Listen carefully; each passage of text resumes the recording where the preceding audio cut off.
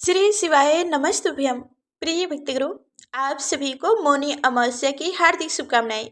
माता रानी की कृपा सदा सर्वदा आप सभी पर बनी रहे, इसी मंगल कामना के साथ आज की वीडियो का शुभ आरंभ करती हूँ। आज माघ मास की मौनी अमावस्या का व्रत है। आज की इस वीडियो में आप सुनेंगे माघ मास की मौनी अमावस्या की कथा। मौनी शब्द का अर्थ है मौन रहना, और आध्यात्मिक में मौन रहने का विशेष महत्व और लाभ बताया गया है। मौन रहना एक आध्यात्मिक साधना की तरह है। मौनी अमावस्या में भी मौन रहने की सलाह दी जाती है। इस दिन मौन व्रत धारण करने से आत्मा की शुद्धि होती है और मन शांत होता है। मौन रहकर व्यक्ति ध्यान और अध्यात्म की ओर अग्रसर हो सकता है। मौनी अमावस्या ध्यान, योग और साधना के लिए सबसे उत्तम दिन माना गया है। माना जाता है कि इस दिन ध्यान और भक्ति से भगवान विष्णु और भगवान शिव की कृपा प्राप्त होती है। इसके अलावा मौनी अमावस्या पितरों को प्रसन्न करने और उनकी आत्मा की शांति के लिए भी अर्पित है। इस दिन पर पिंडदान और अन्य दान से पितरों की कृपा प्राप्त होती है। अब आइए श्रवण करते हैं मौनी अमावस्या की कथा। इस कथा को सुनते अथवा पढ़ते समय आप अपने हाथों में लाल पुष्प रखें और जब कथा समाप्त हो जाए तब पूरी श्रद्धा के साथ यह पुष्प भगवान के चरणों में अर्पित करें। कांचीपुर की नगर में देव स्वामी नाम का एक ब्राह्मण रहता था। उसकी पत्नी का नाम धनवती और पुत्री का नाम गुरुवती था। उसके 7 पुत्र थे। देवस्वामी ने अपने 7 पुत्रों का विवाह कर दिया। इसके पश्चात अपनी पुत्री के विवाह के लिए योग्य वर की तलाश हेतु उसने अपने बड़े लड़के को बाहर दूसरे देश भेज दिया। इधर देवस्वामी ने भी अपनी पुत्री गुरुवती की कुंडली एक ज्योतिष को दिखाई। ज्योतिष ने गुरुवती की कुंडली देखकर कहा कि ब्राह्मण देवता, आपकी पुत्री की कुंडली में तो दुर्भाग्य लिखा है। आपकी पुत्री की कुंडली में विवाह का योग्य ही नहीं है। यदि इसका विवाह हुआ भी तो विवाह होते ही आपकी कन्या विधवा हो जाएगी। यह बात सुनकर देवस्वामी अत्यंत दुखी हुए और ज्योतिष से इस योग के निवारण का उपाय पूछने लगे। ज्योतिष ने उपाय बताकर कहा कि इस योग का निवारण सिंघल द्वीप निवासिनी सोना नाम की धोबिन को घर बुलाकर उसकी पूजा करने से ही संभव हो पाएगा। ज्योतिष के मुंह से ऐसी बातें सुनकर देवस्वामी ने अपने सबसे छोटे बेटे के साथ अपनी पुत्री को सोना धोबिन के घर लाने के उद्देश्य से सिंघल द्वीप जाने के लिए तैयार किया। अब वो दोनों भाई बहन समुद्र के तट पर पहुंचकर समुद्र पार करने का उपाय सोचने लगे, लेकिन समुद्र बहुत विशाल था। उन्हें कोई उपाय नहीं सूझ रहा था। थक हार कर दोनों भाई बहन भूखे प्यासे ही एक बट वृक्ष के नीचे छाया में बैठ गए। उसी पेड़ पर घोंसले में एक गिद्ध का परिवार रहता था। उस समय घोंसले में सिर्फ गिद्ध के बच्चे थे। वो सुबह से भाई बहन के क्रियाकलापों को देख रहे थे। शाम को जब गिद्ध के बच्चे की माँ भोजन लेकर घोंसले में आई तो वो उस भाई बहन की कहानी को बताने लगे। उनकी बातें सुनकर गिद्ध की माँ को नीचे बैठे भाई बहन पर बहुत दया आई और बच्चों को आश्वासन दिया कि वह उनकी समस्या का समाधान करेगी। यह सुनकर गिद्ध के बच्चे ने भोजन ग्रहण किया। दया और ममता से वशीभूत गिद्ध माता उनके पास आई और बोली कि मैंने आपकी समस्याओं को जान लिया है। इस वन में जो भी फल फूल मिलेगा मैं आपके लिए ले आती हूँ तथा प्राप्त काल में आपको सिंघल द्वीप सोना धोबिन के पास पहुंचा दूंगी। अगले दिन सुबह होते ही गिद्ध माता ने दोनों भाई बहनों को समुद्र पार करवाकर सिंघल द्वीप सोना के घर पहुंचा दिया। गुरुवती प्रतिदिन सुबह सूर्योदय से पहले सोना का घर लीप दिया करती थी। एक दिन सोना ने अपनी बहू से पूछा कि प्रतिदिन सुबह हमारा घर कौन लीपता है?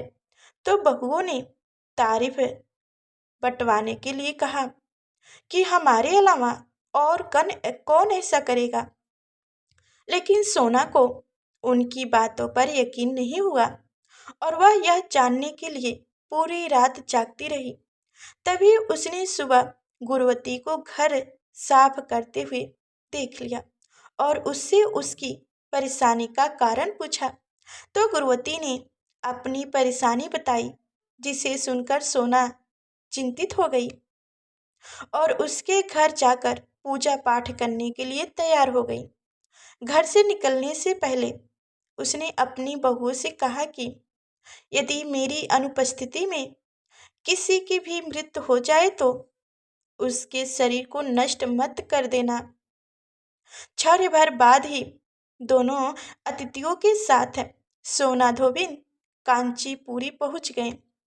दूसरे दिन गुरुवती का विवाह संपन्न हुआ और विवाह होते ही उसके पति की मृत्यु हो गई। जैसे कि गुरुवती के भाग्य में लिखा था, तब सोना धोबी ने अपने संचित पुण्य का फल गुरुवती को दान देकर उसके पति को जीवित कर दिया और उन्हें आशीर्वाद देकर वह सिंघल द्वीप के लिए रवाना हो गई। संचित पुण्य के क्षीर होने से सोना के घर उनके पुत्र, दामाद और पति की मृत्यु हो गई। यह जानकर नया पुण्य संचित करने के उद्देश्य से सोना धोबिन रास्ते में एक जगह रुक गई। नदी के किनारे पर स्थित एक पीपल के वृक्ष की छाया में भगवान श्री हरि का और भगवान शिव का पूजन करने की उसने पूजन किया और पीपल के वृक्ष की 108 बार परिक्रमा की। इतना करते ही सोना धोबिन के पुत्र, दामाद और उनके पति पुनर्जीवित हो गए। उसका घर धन्य धन से भर गया। इस प्रकार निस्वार्थ भाव से सेवा करने का उत्तम फल सोना धोबिन को प्राप्त हो गया। इस प्रकार किसी भी अमावस्या तिथि पर या मौनी अमावस्या के दिन किसी पवित्र नदी में स्नान करके विधिवत भगवान विष्णु जी की पूजा अर्चना करने और पीपल के पेड़ की परिक्रमा करने से मनवांछित फल की प्राप्ति होती है तथा परिवार के सदस्यों पर भगवान विष्णु जी का आशीर्वाद सदैव बना रहता है। एक बार प्रेम से बोलिए, भगवान श्री विष्णु जी और माता लक्ष्मी जी की जय हो। मौनी अमावस्या पर अमावस्या माता की कथा सुनने से अंत्य फलों की प्राप्ति होती है। तो आइए अब सुनते हैं अमावस्या माता की कथा। पौराणिक कथाओं के अनुसार एक गांव में सास और बहू अकेली रहती थी और उनका बेटा विदेश में कमाने के लिए गया हुआ था। सास और बहू बहुत प्रेम से रहती थी। दोनों एक दूसरे की देखभाल किया करती थी। एक दिन बहू ने खाना नहीं खाया, तब सास बहू से पूछने लगी कि बेटा, आज तुमने खाना क्यों नहीं खाया? तब बहू कहने लगी कि सासू माँ, आज मेरा अमावस्या माता का व्रत है, इसलिए मैंने खाना नहीं खाया। तब सास ने कहा कि बहू, यह व्रत क्या होता है और इस व्रत को किस करने से क्या फल मिलता है, यह मुझे भी समझाओ। तब बहू कहने लगी कि सासू माँ, अमावस्या माता का व्रत करने से बहुत पुण्य मिलता है। घर में अन्न धन का भंडार भरा रहता है, सुख समृद्धि बनी रहती है और अटल सुहाग मिलता है, पुत्र की प्राप्ति होती है। इसी तरह से 3 पनौती अमावस्या माता का व्रत भी रखा जाता है। इस व्रत में हर वर्ष अलग अलग खाना खाया जाता है और विष्णु भगवान के मंदिर में चढ़ावा चढ़ाया जाता है या फिर किसी ब्राह्मण को दान दक्षिणा दी जाती है। इस व्रत में पहले शक्कर, घी और चावल से बना खाना खाया जाता है। पहले साल व्रत पूरे होने के बाद 1.25 किलो चावल और 1 कटोरी घी और 1 कटोरी शक्कर किसी ब्राह्मण देवता को दान में दिया जाता है। दूसरे साल जौ, घी और शक्कर से बना खाना खाया जाता है। इसी तरह जब दूसरे साल का व्रत पूर्ण हो जाए तब 1.25 किलो जौ, 1 कटोरी घी और 1 कटोरी शक्कर किसी मंदिर में चढ़ाया जाता है या किसी ब्राह्मण को दान में दिया जाता है। तीसरे साल गुड़, तिल और घी से बने व्यंजन खाए जाते हैं। तब तीसरे साल का व्रत पूर्ण हो जाए तब आधा किलो तिल, गुड़ और 1 कटोरी घी किसी मंदिर में चढ़ाया जाता है या ब्राह्मण को दान में दिया जाता है। इसे ही 3 पनौती अमावस्या माता का व्रत कहा जाता है। फिर बहू बताने लगी कि माँ जी, इस व्रत का संकल्प लेने के बाद इसे पूरा करना जरूरी होता है। अगर पूरा नहीं कर सकते तब घर परिवार में झगड़ा और घर में अशांति हो जाती है। तब सासू माँ कहने लगी कि बहू, मेरी तो उम्र हो गई है, लेकिन तुम यह व्रत जरूर करना। तब बहू यह व्रत करना प्रारंभ करती। एक दिन बहू ने किसी के कहने पर गेहूं से बनी रोटी खा ली और अमावस्या माता इस बात से नाराज हो गईं। अब जो सास और बहू एक दूसरे से प्रेम करती थी, अब उन दोनों में झगड़े होने लगे। सभी गांव वालों भी हैरान हो गए कि इनके घर में यह सब क्या हो रहा है। सास अपनी बहू को कहने लगी, जब से तुम हमारे घर में बहू बनकर आई हो, तब से हमारे घर की लक्ष्मी चली गई है। तुम हमारे लिए बिल्कुल भी शुभ नहीं हो। तब बहू ने कहा कि माँ जी, आपके घर की लक्ष्मी चली गई हैं, तो मुझे बताइए कि कहाँ मिलेंगी लक्ष्मी को मैं लेकर आऊंगी। तब सासू माँ कहने लगी कि बहू, लक्ष्मी तुम्हें समुद्र के बीच में भगवान विष्णु के पैर दबाती हुई मिलेंगी। यह सुनकर बहू यह कहकर चली जाती है कि माँ जी, अब तो मैं लक्ष्मी जी को लेकर ही आऊंगी, नहीं तो मैं इस घर में पैर नहीं रखूंगी। ऐसा कहकर बहू लक्ष्मी की खोज में चली गई। जब बहू लक्ष्मी की खोज के लिए निकली तब उसे बीच रास्ते में गाय माता मिली। गाय बहू से पूछने लगी कि आप कहाँ जा रही हो। तब बहू कहने लगी, गाय माता, मेरी सास कहती है कि मेरे आने से उनके घर में अन्न धन की कमी हो गई है और उनके घर की लक्ष्मी चली गई है, इसलिए मैं लक्ष्मी को लेने जा रही हूँ। तब गाय माता कहने लगी कि बेटी, अगर तुम जा ही रही हो तो भगवान से मेरे बारे में भी पूछ लेना। तब बहू कहने लगी, ठीक है गाय माता, मैं आपके बारे में भी पूछ लूंगी। तब गाय माता कहने लगी कि जब मेरा बछड़ा होता है तो वह मर जाता है, जिंदा नहीं रहता। तुम लक्ष्मी जी से पूछ लेना कि आखिरकार मेरे साथ ऐसा क्यों हो रहा है। मैंने ऐसे कौन से कर्म किए हैं जिसकी सजा मुझे मिल रही है। तब बहू कहने लगी, गाय माता, मैं आपके बारे में जरूर पूछ लूंगी। ऐसा कहकर बहू आगे बढ़ गई। जब आगे बढ़ी तब रास्ते में उसे एक घोड़ी मिली जिसके गले में घंटी बंधी हुई थी। घं घोड़ी ने कहा कि बेटी, तुम मेरे दुख का निवारण लक्ष्मी जी से पूछ लेना। तब बहू कहने लगी कि मैं जरूर पूछ लूंगी। ऐसा कहकर बहू आगे बढ़ गई। आगे जाते ही बहू को एक अंधी और बहरी बुजुर्ग मिला। उसने भी बहू से अपनी समस्या के निवारण के लिए पूछने को कहा। तब बहू उसकी समस्या भी भगवान से पूछने को कहकर आगे बढ़ गई। आगे जाते ही बहू को एक बूढ़ी औरत मिली जो कि हाथ और पैर से अपाहिज थी।